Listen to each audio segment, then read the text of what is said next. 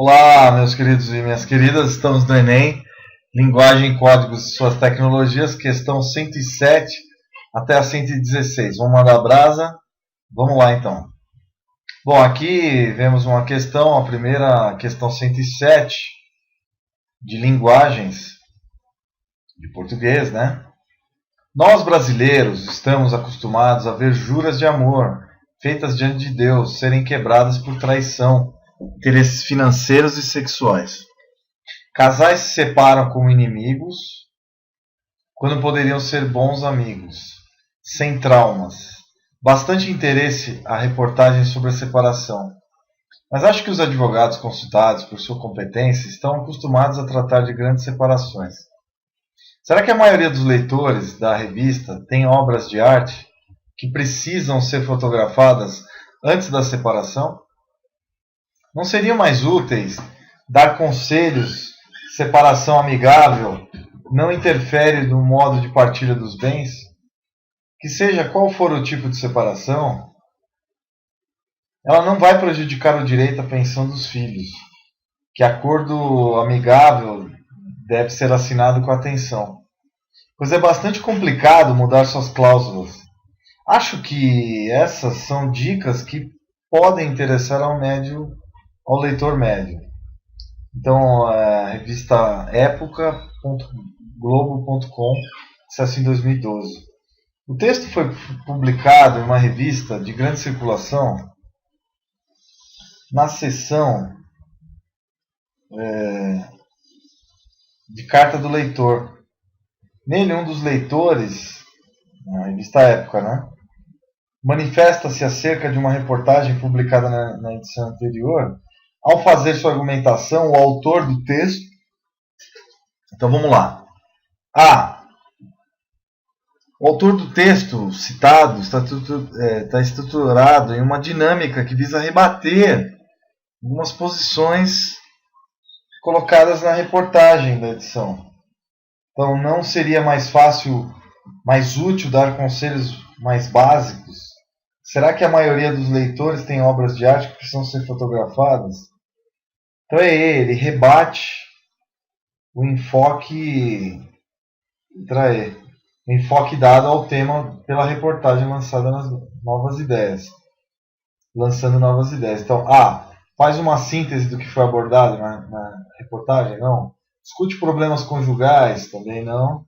Aborda a importância dos advogados em processo de separação? Não é só isso. D. Oferece dicas para orientar as pessoas em processo? Não. Ele rebate o enfoque dado ao tema usando as perguntas. Seja qual for a separação, ela não vai prejudicar o direito dos filhos? Não seria interessante mostrar que a separação amigável não interfere no modo de partilha dos bens? Não seria mais útil dar conselhos mais básicos? Será que a maioria dos leitores da revista tem obras de arte que precisam ser fotografadas antes da separação? Então ele dá algumas ideias. A letra B, uma análise do texto. Uma análise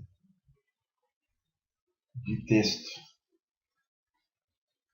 Bom, queridos, então letra E, resposta do nosso exercício. Vamos continuar.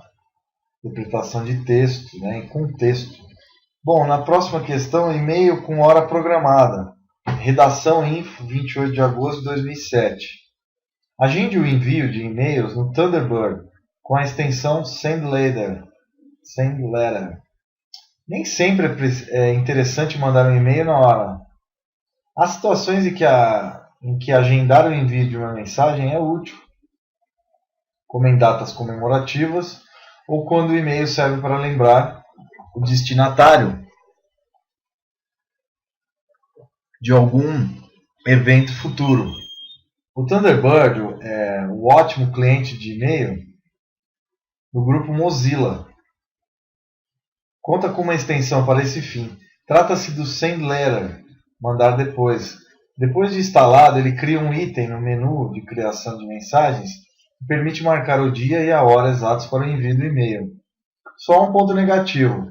Para garantir a mensagem seja enviada na hora, o Thunderbird deverá estar em execução, senão ele mandará o e-mail somente na próxima vez que for rodado. disponível em http://info.abril.br, acesso 18 de fevereiro de 2012. Considerando a função do sendletter, o objetivo do autor do texto, e-mail, com hora programada é... Então, objetivo, a palavra-chave é o objetivo do autor do texto desse título. Qual é o objetivo do leitor, do autor?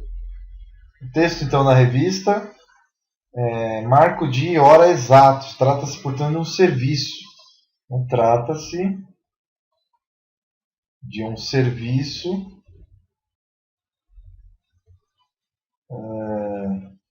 que amplia, né, as funções tradicionais, funções normais de um e-mail.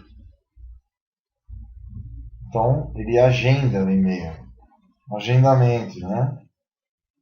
Então, vamos lá. A. Eliminar os entraves do envio de e-mail. Viabilizar a aquisição. B. De conhecimento especializado pelo usuário. C. Permitir a seleção dos destinatários. Isso todo mundo, qualquer e-mail faz, né? É só você analisar o dia a dia. D. Controlar a quantidade de informações constantes. Não. Divulgar um produto ampliador da funcionalidade de um recurso comunicativo. O e-mail é um recurso comunicativo, de comunicação, né? E-mail é a carta moderna, né? Vamos dizer assim. Antigamente tinha que se mandar carta, hoje você manda um e-mail, mais prático. Genial. Um e-mail, né? É um correio eletrônico, por isso o nome. Vamos sempre rever isso. E-mail, vem de eletrônico. É sempre bom a gente... E-mail vem do inglês, que quer dizer correio. O correio eletrônico, é a carta. É a carta eletrônica. Beleza? Tá aí. 109. Enem 2012. Então vamos lá. Vamos ver se eu acho aqui. Antigamente.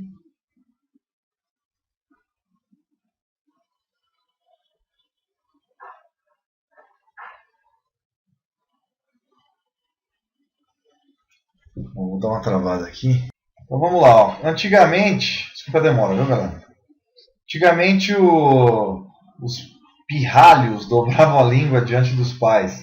E se um esquecia de arear os dentes antes de cair nos braços de Morfeu, de dormir, né? Era capaz de entrar no couro, apanhar. Não devia também se esquecer de lavar os pés, sem turgir nem mugir, sem reclamar. Nada de bater na cacunda do padrinho, nem de debicar os mais velhos, pois levava tunda. Tunda apanhava, né? Ainda cedinho aguava as plantas e ia ao corte, e logo voltava aos penates.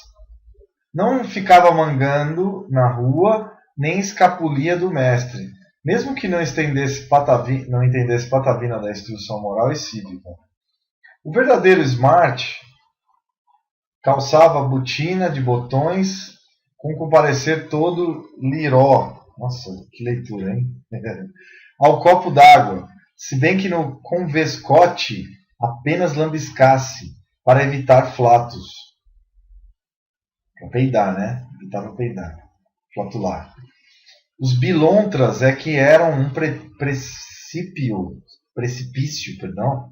Nossa, eu viajei aqui. Os bilontras que eram um precipício, jogando com pau de 2 bicos, pelo que carecia muito cautela e caldo de galinha. Melhor era pôr as barbas de molho diante de um treleiro, nossa senhora, treteiro de topete, depois de fintar e engambelar os coiós, e antes que se pusesse tudo em pratos limpos e abrir o ar. Poesia ou prosa, Carlos Drummond de Andrade. Nossa, aqui ele caprichou, hein? Palavras do Arco da Velha. Então aqui, como se fosse um dicionário, né? Cair nos braços de Morfeu, dormir, debicar, zombar, ridicularizar, tunda, surra, mangar, tirar sarra, escanear, né, caçoar, tugir, murmurar, liró, bem vestido, copo d'água, lanche oferecido pelos amigos, convescote, piquenique, bilontra, velhaco, espertalhão, né? Treteiro de topete, tratante, atrevido, e abrir o arco, fugir. Na leitura do fragmento do texto, antigamente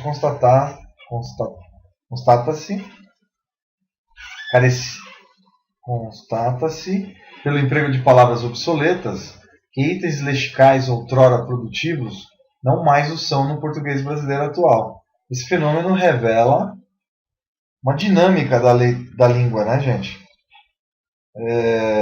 A realidade linguística ela é dinâmica. Então a nossa língua, é dinâmica. E ela muda com as mudanças sociais, as gírias, as formas diversas. Então ela revela uma realidade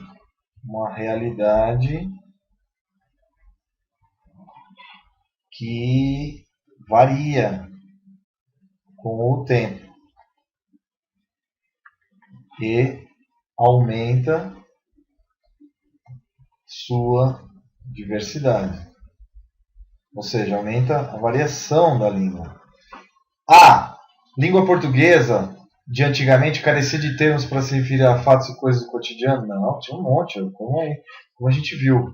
B, o português brasileiro se constitui evitando a ampliação do left? Não, a gente está sempre aumentando. C, agora a gente fala é top. Ela é top, né? Tô dando um exemplo. Né? De boa, tô de boa, sei lá. Coisas do dia a dia que a gente fala, né? Antigamente era na boa, estava na boa. C, a heterogeneidade, estou falando coloquialmente, ok? A heterogeneidade do português leva a uma estabilidade do seu léxico no eixo temporal? Não, ela vai mudando, vai mudando. O português brasileiro apoia-se no léxico inglês? Não. Para ser reconhecido como língua independente, não. O léxico do português, léxico quer dizer palavras e expressões, né? Palavras e expressões. Tá? É importante que a gente lembre isso, tá? Léxico. Conjunto, né, de palavras e expressões. O léxico do português representa uma realidade linguística variável, diversificada. Letra E. Então a língua ela é dinâmica, ela muda ao longo dos anos, de região para região. Vai aumentando essas diferenças. Por isso que a gente tem que saber a norma culta também, para também não ter grande diferenciação, senão começa a virar dialeto, né? Então, ó, Hagar, Dick Browning.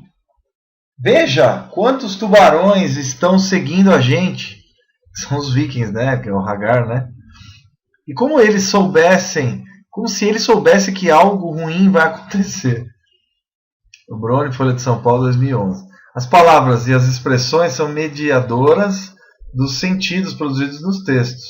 Na fala de Hagar, a expressão é como se ajuda a conduzir o conteúdo enunciado para o campo da conformidade, reflexidade, condicionalidade, possibilidade, impossibilidade. Ó, no caso, como, ó, é como se é a ideia de possibilidade. É uma possibilidade, pois a proximidade dos tubarões leva à suposição do perigo iminente para os homens. Então, não é conformidade, pois as condições meteorológicas, não. Reflexibilidade também não. Condicionalidade, pois a atenção dos personagens é a condição necessária para a sua sobrevivência? Não necessariamente, né? E impessoalidade, não, é pessoalidade. Então, é letra D. Tá aí, então. Gera uma incerteza, né? Tá? Gera... como C tem uma ligação com a dúvida, uma incerteza. Leva uma incerteza do que vai acontecer, do que pode que poderá acontecer. Basicamente é isso que a gente pode analisar. Na questão 11, quando a avó, então é cabeludinho, quando a avó me recebeu nas férias, nossa que saudade da minha avó, ela apresentou aos amigos, este é meu neto.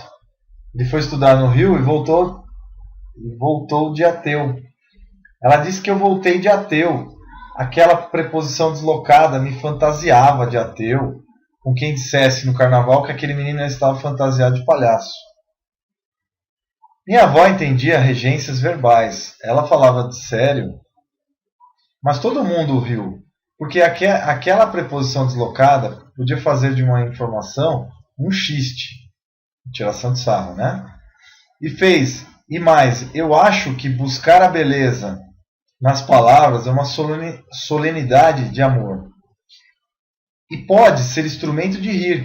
De outra fala, de outra feita, no meio da pelada, o menino gritou: deselimina esse, cabeludinho. Eu não deseliminei ninguém. Mas aquele verbo novo, trouxe um perfume de poesia à nossa quadra. Aprendi nessas férias a brincar de palavras, mais do que trabalhar com elas. Comecei a não gostar de palavra engavetada, aquela que não pode mudar de lugar.